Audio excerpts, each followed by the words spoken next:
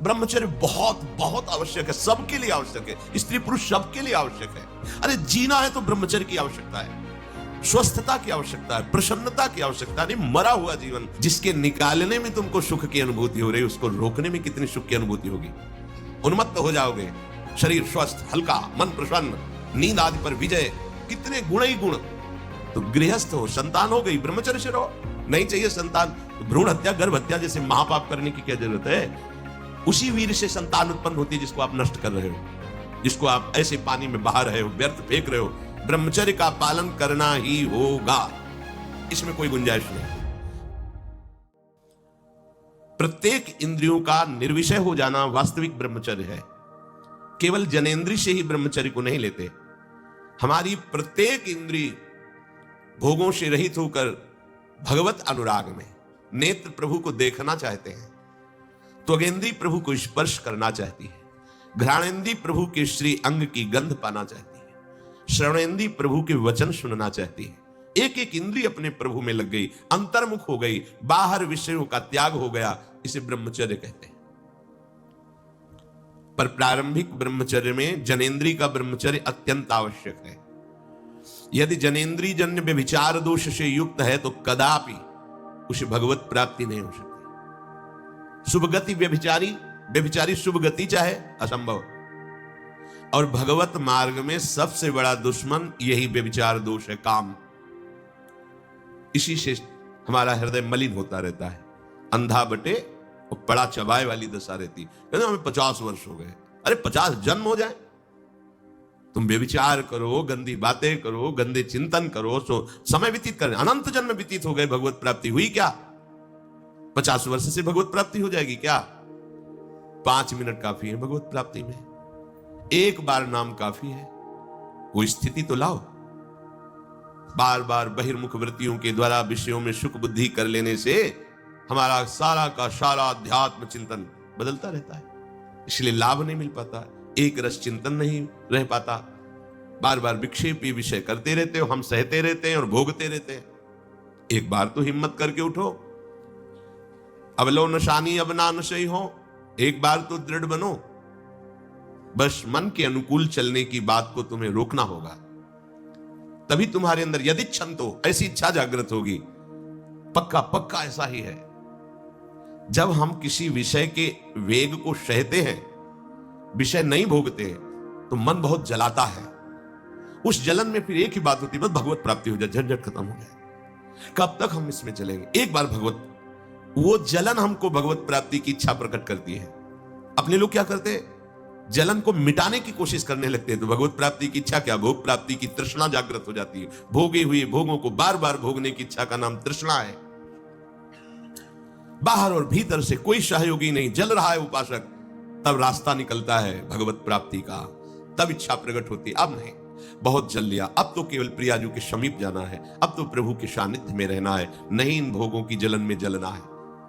पर यहां तक पहुंचने के लिए जलना होगा, तभी लिखा है सहित सहित बाढ़ है भगति तास्ति क्षस्व भारत, क्योंकि आगमा पाइनो अनित्यास, ये नाशवान काम क्रोध आदि तुम्हें प्रेरित करेंगे। तुम इनके वेगों को सह जाओ, ये स्थायी नहीं है। आगमा पाइनो है, आने जाने वाले हैं, और ये सहन करने से नष्ट होते हैं, भोगने से बढ़ते हैं। यदि क्षंतो, अगर भगवत प्राप्ति की इच्छा है तो ब्रह्मचर्यम चरंती, ब्रह्मचर्य का पालन करना ही होगा, इसमें कोई गुंजाइश नहीं, क्योंकि आप चल ही नहीं सकते। ध्यान से सुन लो, ये मनोरंजन का मार्ग नहीं है। इसमें मन ही मार तनहारिक वृंदावन में गाज, इसमें मन मारना होगा। प्रायः ये मन को दुलार करने वाले लोग कभी भाग्य से सत्संग में भी आ जाते हैं, कभी श्री विग्रह के दर्शन करने भी मंदिर पहुंच जाते हैं, कभी तीर्थ याटन भी करते हैं, पर इनका कोई लक्ष्य नहीं होता। हाँ, सुन लिया सत्संग, बढ़िया है, लक्ष्य नहीं होता। यहां लक्ष्य वालों की बात हो रही। यदि क्षंतो, यदि तुम्हारी ऐसी इच्छा जागृत हो रही किसी जन्म में भगवत प्राप्ति करनी, तो ब्रह्मचर्यम चरंती, आप सच्ची मानिए, जिसके निकालने में तुमको सुख की अनुभूति हो रही, उसको रोकने में कितनी सुख की अनुभूति होगी। उन्मत्त हो जाओगे बहुत जल्दी। आपके सारे के सारे करण भगवदाकार होने लगेंगे यदि आप ब्रह्मचर्य का पालन करेंगे। शरीर स्वस्थ, हल्का, मन प्रसन्न, नींद आदि पर विजय, कितने गुण ही गुण। और ब्रह्मचर्यहीन आलस्य, प्रमाद, भोगों का चिंतन, मन का डिप्रेशन में पहुंचना, कमर में दर्द, टांगों में दर्द, सर में दर्द, घबराहट होना, बिना किसी कारण के मन भयभीत हो रहा है, भोजन अपच हो रहा है, बिना किसी प्रक्रिया के वीरनाश हो रहा है, बिना किसी प्रक्रिया के। काहे को मृत्यु स्वयं स्वीकार कर रहे हो, ये मृत्यु है। चाहे भगवान दत्तात्रेय जी बोल रहे हैं या भगवान कपिल देव जी बोल रहे हो, जब उपासक को संबोधन करते हैं भगवत प्राप्ति के लिए तो कहते हैं कि इस भोग वृत्ति को साक्षात मृत्यु रूप देखो, ये मृत्यु है तुम्हारी। जब शरीर राग त्यागना है तो तुम शरीर से भोग भोगोगे तो आसक्ति शरीर की पुष्ट होगी, आसक्ति भोग सुख की पुष्ट होगी, है नहीं। कितने दिन शरीर रहेगा, कितने दिन भोग रहेंगे।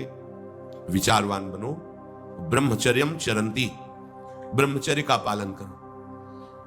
उपासक जो ब्रह्मचारी होता है उसका खिला हुआ चेहरा रहता है, जैसे कमल खिला हुआ, बिना किसी कारण के उसकी मुख मुद्रा में प्रसन्नता होती है।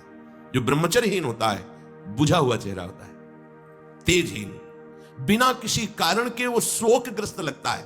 बैठा है, आपको लग रहा है शांत है, लेकिन आप चेहरे को देखो, वो एक शोकग्रस्त है, कुम्हलाया हुआ चेहरा, अशांत चेहरा, मुख प्रसन्न, तन तेज विराजा। यह है ब्रह्मचर्यम चरंती, भगवत आराधन संपन्न उपासक का। जैसे आग में पैर रखते हुए कोई चले तो कैसे चलेगा, ऐसे ही ब्रह्मचारी की पहचान है। इतनी स्फूर्ति उसके अंदर होती, जैसे आग में चलने वाला पूरा पैर नहीं रख पाएगा, अगला कदम रख देगा क्योंकि ताप लग रहा है, ऐसे उसकी स्फूर्ति होती पैरों में। उसकी आंखें एकाग्र रहती है, चंचलता इधर उधर या बार बार झपकना ये विषयी पुरुष का लक्षण है। बार बार पलक झपकना ये विषयी पुरुष का लक्षण है। इधर उधर ताक झांक, चंचलता, ऐसा बैठे तिनका तोड़ रहा है, पैर हिला, ये सब विषयी पुरुष के लक्षण है। ये तो बिल्कुल साधारण स्पष्ट दिखाई देता है आदमी विषयी है या ब्रह्मचारी, एक सेकंड में लक्षण होते हैं। आपको जब भगवत मार्ग का अवसर मिला है तो गृहस्थ हो, संतान हो गई, ब्रह्मचर्य से रहो। नहीं चाहिए संतान तो भ्रूण हत्या, गर्भ हत्या जैसे महापाप करने की क्या जरूरत है। उसी वीर से संतान उत्पन्न होती है जिसको आप नष्ट कर रहे हो, जिसको आप ऐसे पानी में बहा रहे हो, व्यर्थ फेंक रहे हो, तो उसको भ्रूण हत्या का पाप लग रहा है, तो तुमको पुण्य लग रहा है, वीरपात कर रहे हो तुम्हें भी वही हत्या लग रही है, क्योंकि उसमें वही जीवात्मा है जो मां के गर्भ में जाके बालक रूप धारण कर लेती है, उसको तुम नष्ट कर रहे हो। पर बुद्धि भ्रष्ट हो गई है, समझ में नहीं आता, व्यर्थ में वीरपात करते हो, व्यर्थ में। तुम्हारा भजन बनेगा, तुम अध्यात्म के योगी बनोगे, मजाक है अध्यात्म का मार्ग। होश में हो जाओ, ये मन के दुलार को बंद करो। जब तक इच्छा ही नहीं भगवत प्राप्ति की तो फिर तुम कैसे भगवत प्राप्ति कर पाओगे। भगवत प्राप्ति की इच्छा कैसे होगी जब तुम्हारी इस तरह से निंदनीय वृत्तियां हैं। इंद्रियों को दुलार कर रहे हो, मन को दुलार कर रहे हो, भगवत प्राप्ति चाहते हो, आचरण नीच और चाहते हो उच्च पदवी। सावधान हो जाओ। यदि क्षंतो ब्रह्मचर्यम चरंत, ब्रह्मचर्य बहुत बहुत आवश्यक है, सबके लिए आवश्यक है, स्त्री पुरुष सबके लिए आवश्यक है। आप उसको केवल भगवत प्राप्ति से ही मत समझिए। अरे जीना है तो ब्रह्मचर्य की आवश्यकता है, स्वस्थता की आवश्यकता है, प्रसन्नता की आवश्यकता नहीं। मरा हुआ जीवन, रोज सुबह शाम निकल रही, रोज जीवन जा रहा है, किस काम का जीवन, गया गई, रात्रि गई, दिन गया, समय जा रहा है। तुम्हारा उद्देश्य क्या है, तुम्हारे हाथ क्या लग रहा है, क्या प्राप्त कर रहे हो। विचार ही नहीं रह गए, विवेक ही नहीं रहे, पशुवत बस ऊपर चमड़ी में सुंदरता का लेप करके और मलमूत्रों के भांड में प्रियता करके पूरा जन्म नष्ट कर देना। कैसी धिक्कारमयी बुद्धि हमारी है। जहां हमें मुक्त होना चाहिए वहां मांग क्या रहे। कोई बिरला ही मुक्त होना चाहता है, वो बिरला वही होता है वीतरागा, जिसका राग नष्ट हो गया है, वो वैराग्यवान चाह करता है भगवत प्राप्ति की। जो भगवत प्राप्ति की इच्छा रखता है और ब्रह्मचर्य का पालन करता है, उसकी इंद्रियां शांत हो जाती है। सिद्धांत समझो, खूब भगवत भजन करो, चाहे गृहस्थ हो चाहे विरक्त। संतान उत्पत्ति की आवश्यकता है तो ब्रह्मचर्य नष्ट करो, नहीं तो गृहस्थ में भी ब्रह्मचर्य रहा जा सकता है।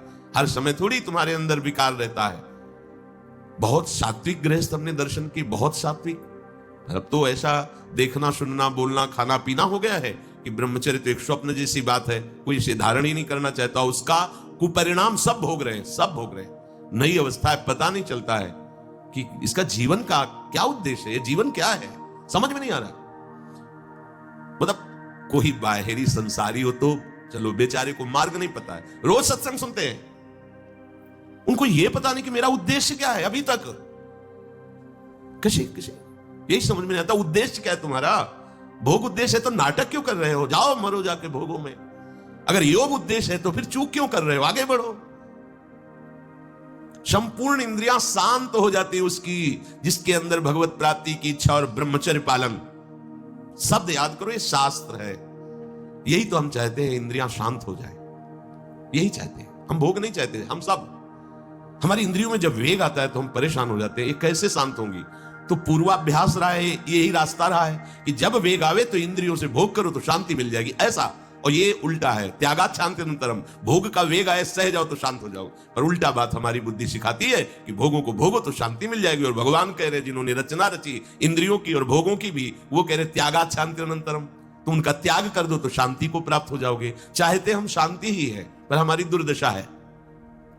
एक आदमी गंगा के किनारे शांत बैठा, गंगा की तरंगों में आनंद ले रहा था। उसका मित्र आया, ओ कैसे बैठे हो, शांत बैठे।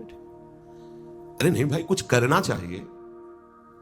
वो चुप, बोलो ना, कुछ करना चाहिए।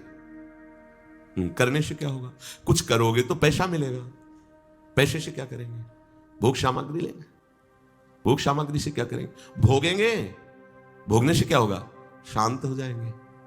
बोले तुम्हारी गलत बात है, भोगों से शांति तो प्राप्त नहीं होती। मैं अभी शांत बैठा हूं और तुम मुझे अशांति की प्रेरणा दे रहे हो कि कुछ करो, धन मिलेगा, उससे भोग मिलेगा और भोग के बाद शांति मिलेगी। ऐसा कभी हो ही नहीं सकता। भोगों के भोगने से अशांति और तृष्णा पैदा होती है। बस ऐसा ही मेरा मित्र मन है, ये सिखाता है, यही सिखाता है।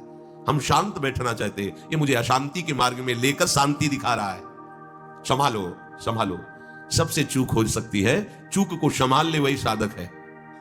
अगर चूक ना हो तो साधक थोड़ी, वो तो सिद्ध है। साधक का शब्द ही है कि वो साधना कर रहा है, उससे चूक हो सकती है, पर वो चूक पुनरावृत्ति में नहीं आनी चाहिए। एक बार चूक हो गई, संभाल लिया। भगवान उस चूक को चूक ही नहीं मानते हैं जो संभाल ली जाए। जो बार बार पुनरावृत्ति की जाती है वो अपराध है, वो दंड है, उसको भोगना पड़ेगा। कोई और दंड नहीं देगा, वही क्रिया, वही चेष्टा तुम्हारी तुम्हें जला देगी, तुम्हें अशांत कर देगी। एक क्षण की चेष्टा पूरे जीवन भर के लिए तुम्हें जलन पैदा कर सकती है। पूरे जीवन एक चेष्टा तुम्हें विमुख कर सकती है, पूरा जीवन बर्बाद कर सकती है। तत्ते पदम संग्रहेण प्रवक्षे, ये समस्त साधनों का आखिरी फल है। जब कोई भगवत प्राप्ति की इच्छा करके ब्रह्मचर्य, ये बहुत खास बात है, बैठा लीजिए आप सब। ब्रह्मचर्य की अत्यंत आवश्यकता है। बिना ब्रह्मचर्य के अध्यात्म की चढ़ाई पर नहीं चढ़ सकते हैं। आपको परेशानी इसलिए होती है कि आप उसी का चिंतन करते हैं। चिंतन छोड़ दीजिए, अभ्यास के द्वारा ऐसा चिंतन कीजिए। ऊपर प्रभु ने वर्णन किया, अभ्यास योग युक्तेन चेतसा नान्यगामिना।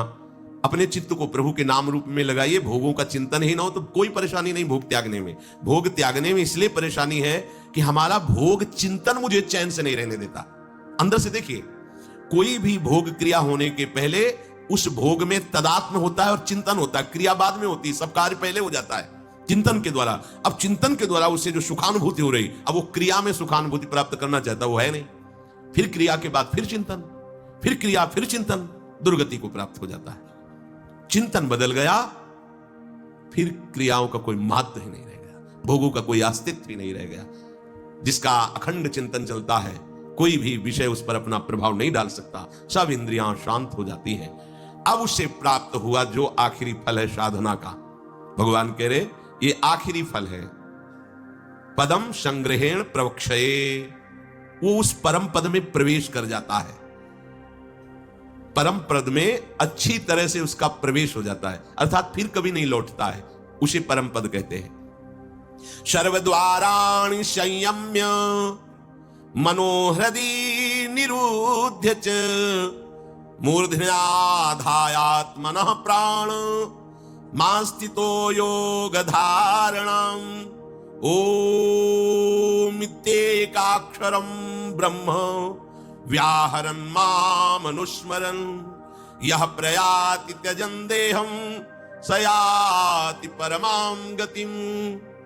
श्री भगवान कह रहे, जब वो ब्रह्मचर्य से भगवत प्राप्ति की इच्छा करके चित्त से निरंतर मेरा चिंतन करता है तो इंद्रियां शांत हो जाती हैं। इंद्रियों के संपूर्ण द्वारों को रोक दिया। आंखें खुली हैं या बंद, केवल नाम दिखाई दे रहा है या मंत्र दिखाई दे रहा है, या मंत्र अधिष्ठात्र देवता श्यामा श्याम दिखाई दे रहे हैं। ये आंख बंद करके ध्यान लगाना कमजोरी है, क्योंकि अभी उसे बाहर कुछ और और अंदर कुछ और। इसलिए जब बाहर भीतर एक बात हो जाती है तो आंख खुली रहे तो भी नहीं दिखाई दे रहा और कुछ, तो आंख बंद रहे तो कोई समस्या नहीं। खुली और बंद केवल पलकों का भेद है। अंतर के चिंतन का चिंतनीय तत्व उसकी दृष्टि के सामने होता है। इंद्रियों के संपूर्ण द्वारों को रोक लिया। बड़ा कठिन है, देख लो, बहुत कठिन। फिर मन को हृदय में निरुद्ध कर दिया। हृदय के सिवा मन जा ही नहीं, कोई वस्तु व्यक्ति स्थान का कोई चिंतन नहीं, मन अमना। प्राणों को सूक्ष्म करके मस्तक पर चढ़ा लिया, इसे योग धारणा कहते हैं। और फिर उस समय ये भगवान का नाम है ओम, ये ब्रह्म स्वरूप है। इसी से वेदों का प्रादुर्भाव हुआ है। वेदों का जनक है प्रणव ओम, आउमा, इन्हीं से वेदों का प्रादुर्भाव हुआ है। बड़ी महिमा है ओम की, उद्गीत।